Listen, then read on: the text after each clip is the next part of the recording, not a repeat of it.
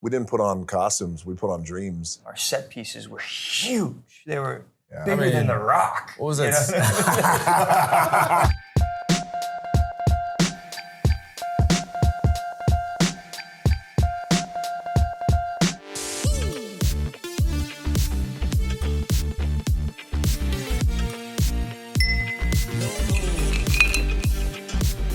Hi everyone, I'm Devin Kogan. I'm a senior writer at Entertainment Weekly, and welcome to 3 Rounds with the cast of Black Adam. Cheers, guys. Come on. Cheers, cheers, one and all. Cheers. Cheers.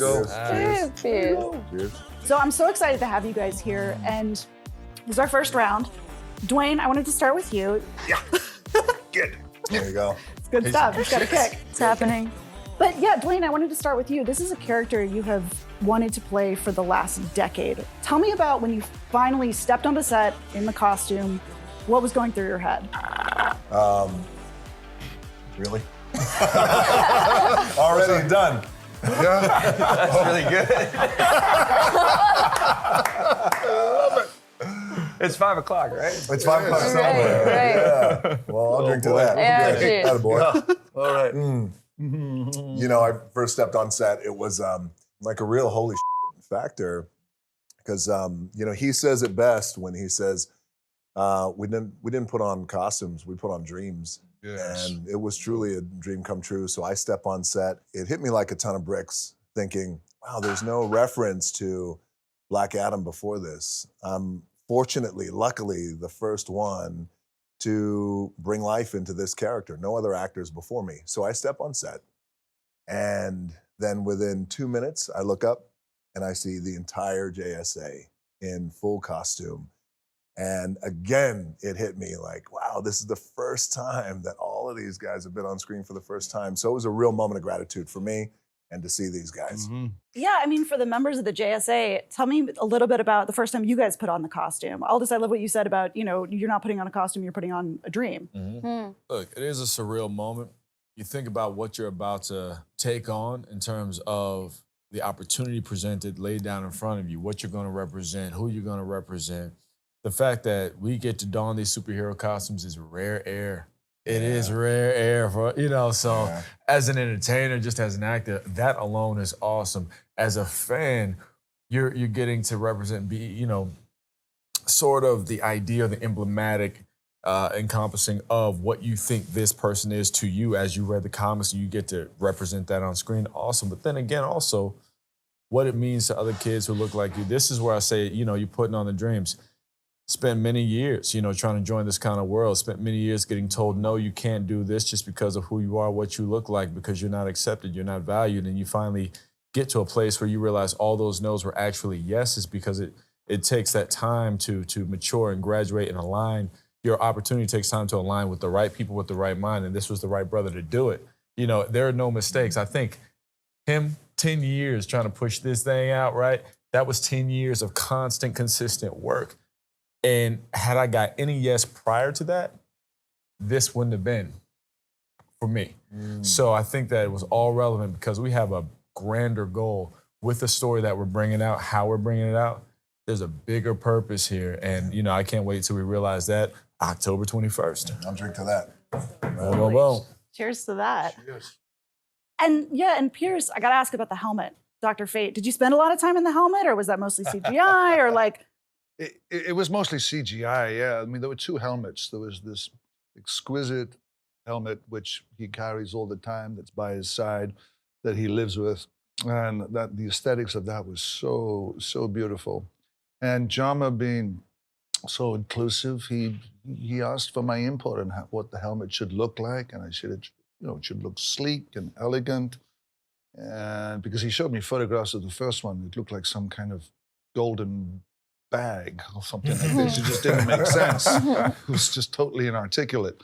And so there was that helmet, and then there was one that I actually physically put on my head. But as soon as you put it on your head, you can't see a darn thing. You know, it's just darkness.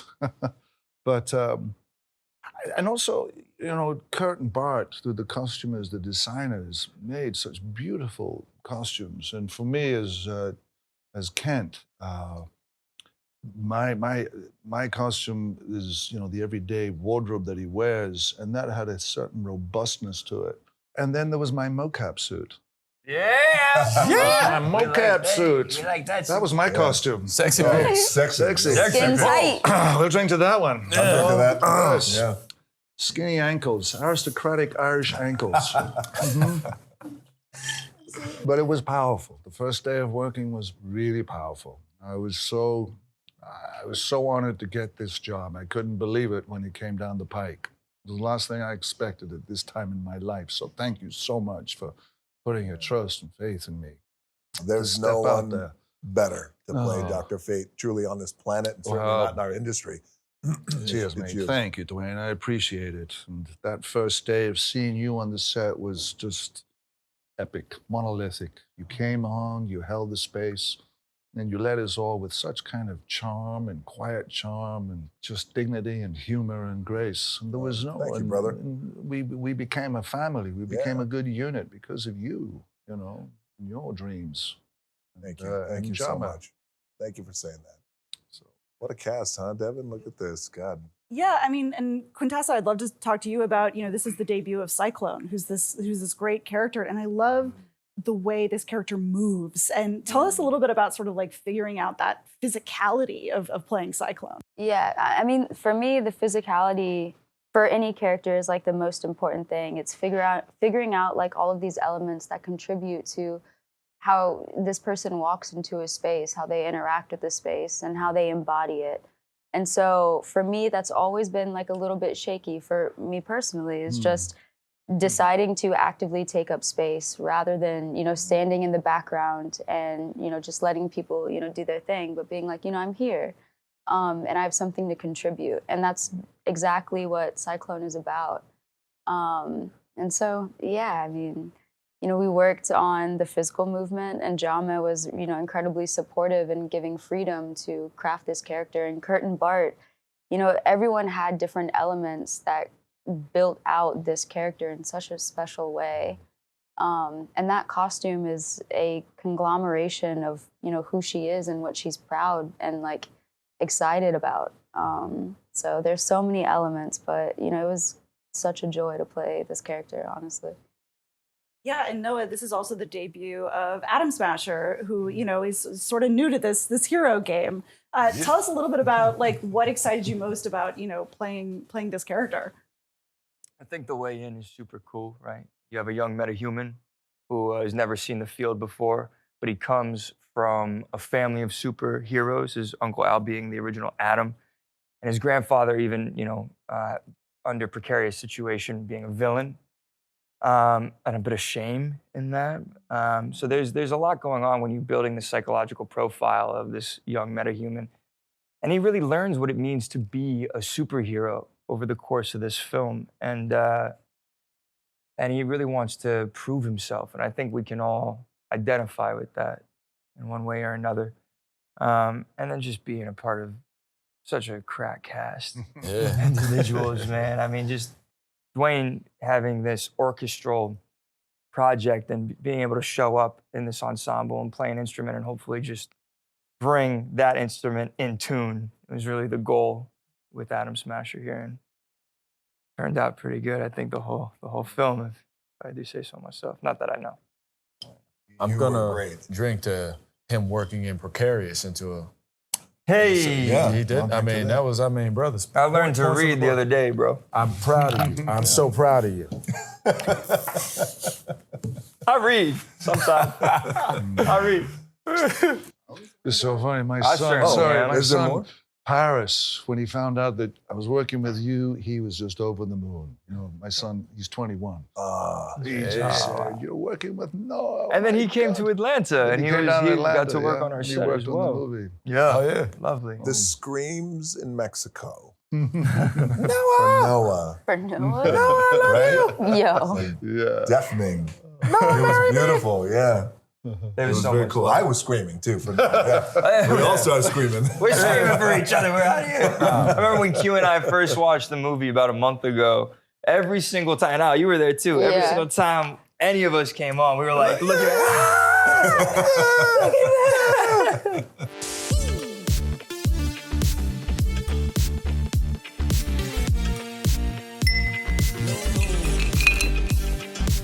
Cheers. Yeah. Round two. Cheers, Deb. Cheers. Y'all kept Oh, it Jesus. strong. All right, cheers, y'all. Cheers. Cheers. Sláinte. That's Irish. Boom. There you go.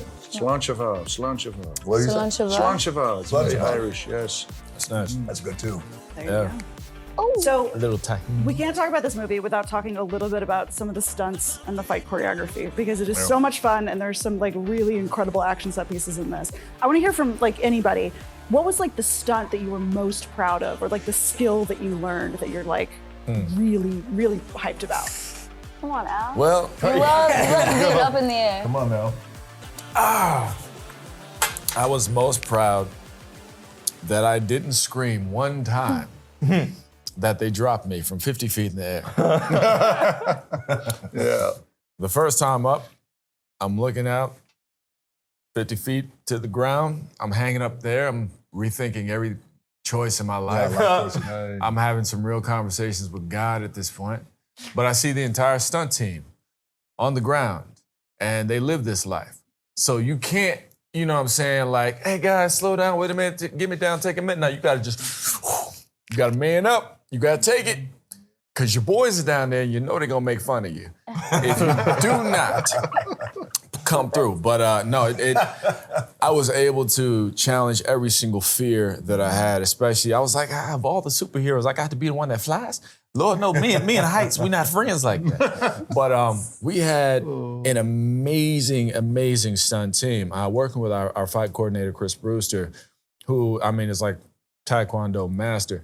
I remember talking to him about Hawkman's movement, and I had grown up a martial artist, and I had studied a few styles, so I said I wanted Hawkman's movement to really be a culmination of different styles to reflect Hawkman's experience in life as a warrior coming through. And we were able to really sort of play with a few things, and you just have a team that's fully supporting you to be your best self. And that's what I found with every single department on this film. And for me, it was the most amazing sort of, I keep saying this word, but in terms of, it was an evolutionary process for me as a man and as a performer. And there are lessons I take from this that I'll keep for the rest of my life. Even, you know, I mean, shoot, even to the preparation, I hit this man up. I was like, hey, bro, I'm not getting the results I need to get in the gym. I'm doing my push-ups. I texted back, stop texting me, man. Yeah, that's what he said. He said, get off my line. I'm gonna have some boys come down there and hit you up. Stop trying. You'll never get there. Leave me alone. Leave me alone. Wait, I came to set in shape, by the way. Everybody. Thank you. Al, you were there 2 how months long in before? like day how? one? Yeah. Yeah, I got down there. I was 2 months because Got there in 96. And he was, I was in 96. The year I was born. 96. he was still. Prepping He went to ever since. Atlanta.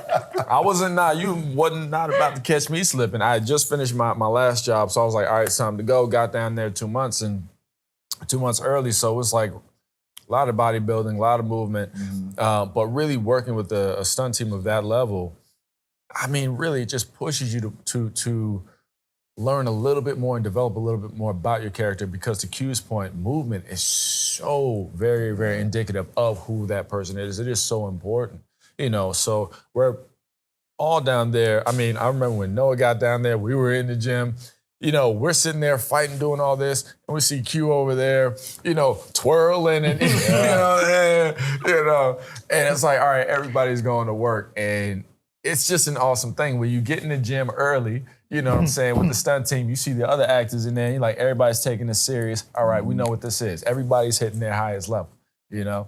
So it was really awesome to see. And I've been fortunate enough to, you know, be around some movies where there's a lot of action and a lot of guys who are coming in and girls who are coming in really putting it down and in shape. But this whole team, they really took it to another level. And the first one I met before we started shooting was Aldis. And he came in to say hello. I was meeting with our director, John Colette-Serra, and he walked through the door. And you saw Hawkman walk through that door. He was a superhero. He wore his little, he had a skinny tank top on when he came in. He was pumped up. I was like, wow, man, look at you. I got the extra medium tank top. Like, He really, about to see. But I was proud of him, by the way. I was. You know, I did 15 push-ups that day. You know what I'm saying? You was gonna see that work. You know what I'm saying? That extra pump, boy, that 15. Because a lot of times in these superhero costumes, as we have found out, is a lot of times they afford you don't have to be in amazing shape. But this one, everyone came in. It's just really amazing. Did anybody else get to do any like harness work or flying through the air, or like what was that experience like? Well, for Black Adam, because Black Adam flies as well, what Jama did want to do was, and I really appreciate this about Jama, and I feel like this was really a reflection of how we all felt in terms of making a movie that was disruptive and different, and how can we get in and disrupt the superhero genre with all due respect to all the amazing superhero movies before us. Some of the issues that we all had, specifically with Jama had with flying, is that they're on cables and wires. So there's just this unique tilt that sometimes happens that really bugged him. So he said, if I can create a way to make Black Adam fly where you're literally like this the whole time, and then you can turn, and as you turn, I'll put you in front of really highly advanced, much smarter than I am, technological LED lights where you could fly through the city.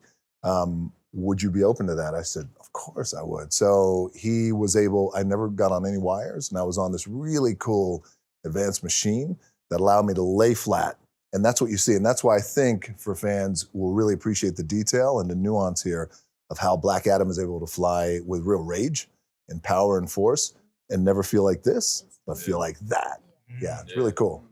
That is cool, that technology. Yeah, it's and then- amazing. What was that Q, machine you you were were- on? The one that Oh, the one that hydraulics? lifted the black, it was like that big black machine. It was like an arm, like a mechanical arm. We were on this machine too that was made, that was created for our movie. And one of the cool things I think about Black Adam is he plays psychological chess with people, so he likes to levitate and float and make people look up at him, which is a cool G move, like, you know, and he looks down at people. So I was on this mechanical arm that everyone here had the unfortunate.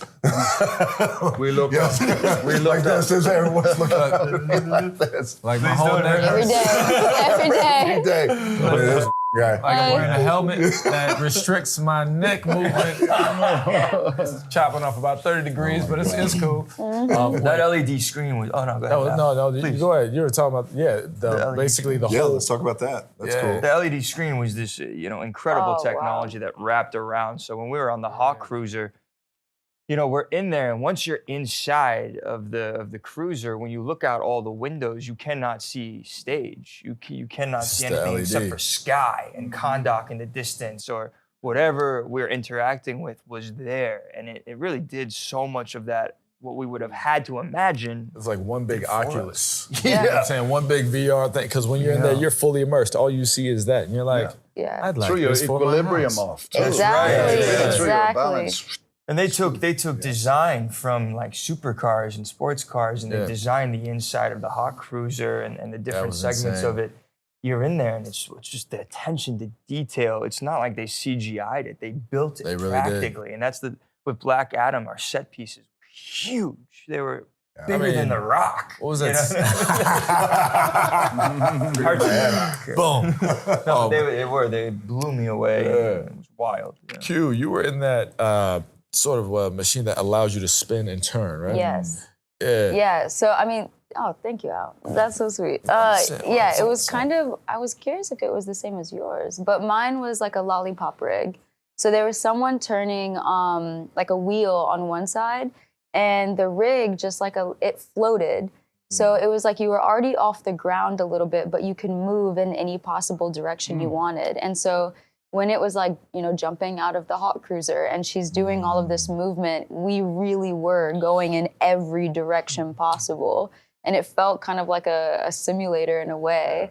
But that was like the beauty of it, is just like, and also like the prep of like, building something functional in my body to sustain all of that movement and make it as beautiful as Jama wanted. And they did. It's incredible to I see. wasn't on the lollipop rig, but because just kind of floating and levitating was a little different than just flying. But to her credit, that lollipop rig, and when people see the movie, and especially after they see this interview, they'll really appreciate her movements. It's just beautiful and fluid. That it's hard to do. So you know? difficult. Yeah, but Gyroscope. she did it. Yeah. Because you just have to like stare and then move. Yeah. And it's just like, all right, Yeah. cool. But you out. I It's mean, a trick of not getting dizzy. yeah, exactly. Yeah. Spotting. No, me, I was just living in the air, living in the sky In the for a few Atlanta months. heat. I was up there. And the heat. They gave Al a little thing so he could itch. Let's talk about that. I couldn't get out of my If you costume. say it like this, First of all, the I am costumes are brilliant. They're awesome, they're wonderfully designed. But Here it comes. there we go. you couldn't go to the bathroom first without going to your whole costume team. 3, 4, 5 people. Excuse me, I need to handle some personal business. But you got to go at least 5 minutes early because you need about that much time to get it off, and then you run to the bathroom, right? If you were about to pop and then you say something, it's too late. I will say for me, anticipate. you know, shout out to my costumer, Lori. She's awesome, Lori Harvey. But there's a bit of an ego check when you as a grown man got to go, excuse me, miss, help a brother out. Unzip my pants. Yeah. I need to get all this off so I can go. You know what I mean? I thought those days were over, but no, it's cool. It's cool. You know what I'm saying? I humbled myself. You learn What a was lot. weird was when Al was asking me to help him out of the suit. That's what That's I it. It's even weirder when you did it. Yeah. It's even weirder when we watched. It's on YouTube somewhere. Don't worry I would about do it again. I would do it again. That was a test. You failed. No, my failed. brother, You I should thought not I was do it. helping you. It's just Not the doing it. liquor talking at it. Wow. Just say on that note, I think we gotta go to round 3. Round three. Okay. Oh.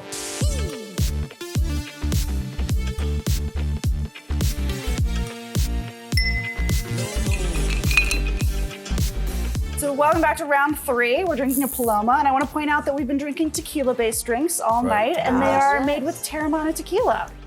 Thank you very much. Shout out to Terramana. Thank Cheers. you. That, and Terramana. cheers to that. Yeah. Cheers. Cheers. Cheers to Black Adam. Here's the Black Adam. That's what I'm talking about. That's my guy. That's my Adam Smasher smashes everything, including drinks in 2 seconds. Including drinks, Oh my God, absolutely. you did it. Jesus Christ. Everything though. Everything. You name it, I'll smash it. Bro, we Is just that right? started. That's funny you say that. Pierce hasn't I even got had a a few sip. things. We'll see. Yeah, I would love to talk a little bit about, Dwayne, you're no stranger to like this kind of like big blockbuster, major kind of movie. What felt different about making Black Adam? Well, when I made Baywatch,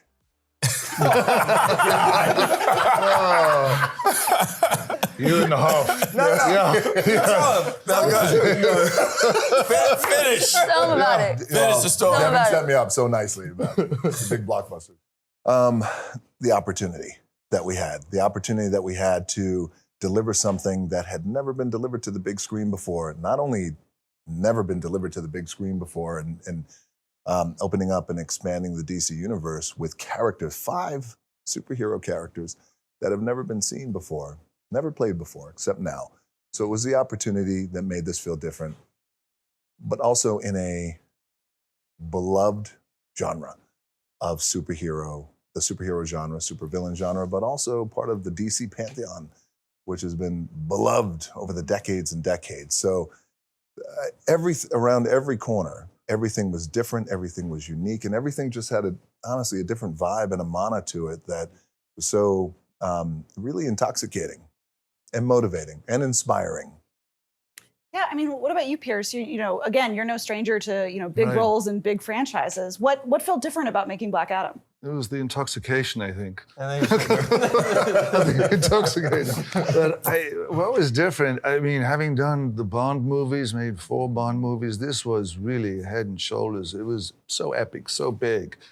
But it was so beautiful to be, it just felt so comfortable making the movie. There was no real anxiety. I mean, Jama and yourself, Dwayne, and everyone sitting at the table, it was such a delight to go to work every day and watch this movie unfold before you. I mean, you read the text and you think, how are they going to do that? And then you go to the studio every day and it would be magical. The first day of work was, you Aldous coming in as Hawkman with the 2 guys under your arms. Dwayne was there. Yeah. Looking monolithic, and the presence of you was so powerful. And then Jama just taking care of us all. You felt you were in safe hands. And I remember Thomas said to me, he said, where are you going to be in this scene? Again, it's the scene where Hawkman comes in with the two guys, and I said, I'm just going to sit in this chair over here, okay? So I sat in the chair and I watched everyone work. They slingshot me back and forth 25 times. May I say something, Pierce? You may say anything you wish at this point in the proceedings. It's okay, brother. Go ahead. I'm bulletproof. I want to acknowledge something he said I think is very important about Djalma. I think he comes from a group of Spanish filmmakers, a cadre of Spanish filmmakers who are so talented and have led a generation of filmmakers in our industry. But it truly starts with him, and I'm so happy and quite proud to hear that everyone had such a great experience, because it's not always like that. Especially when we get an ensemble and a group together, and there's a lot of people come together for the first time. As everyone knows, it's tough, and it's not always like that. But this was so serene and so peaceful and so easy and so monofield, which is such a convergence of what's on the page, because it's Black Adam. And it's the JSA, so I really want to give it up for Djalma. I mean, he really created that environment. Yes. Yeah, to Djalma. Djalma Colette Serra. Yes. Absolutely. Cheers. Well, we're coming to the end of our conversation, but real quick, I want to throw it out to anybody. What was the day on set or the scene that you guys shot that, when you think back to this filming process, sticks out in your mind the most? I personally loved when it was everyone together in the Hawk Cruiser for the first time, and then whenever we had about a week of that. Yes. Seeing everybody show up, and just the ensemble, I guess, was mentioned before the orchestra started to play. And you saw Lauren Scher behind the camera, setting everything, the dynamic movements, the colors in the Hawk Cruiser. He's our DP. My DP, yeah. And Djalma, of course, just empowering every single one of us to take control of our character, and giving us how we felt the priority, but also somehow managing to just put us all together so that we could harmonize properly. Yeah, that was, for me, I think, my favorite, like the moment that sticks with me and will forever stick with me. Love it. Yeah. I think for me, the day is, I don't give away spoilers, but there's a day like in the town square or whatever, where we're all sitting there on the ground and we're standing in our suits. It was like,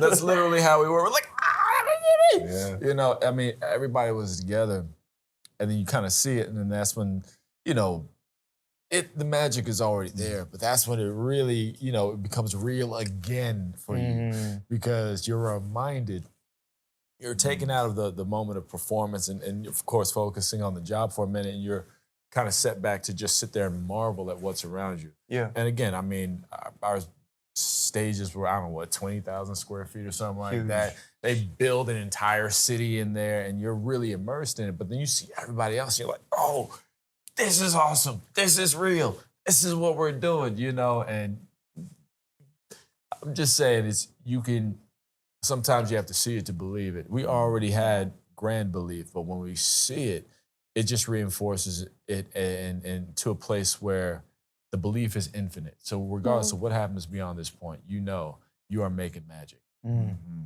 I love that. Well, this has been 3 rounds with Entertainment Weekly and with the cast of Black Adam. Thank you guys so much for joining me, and cheers. Let's all Thank you, congratulate. Cheers.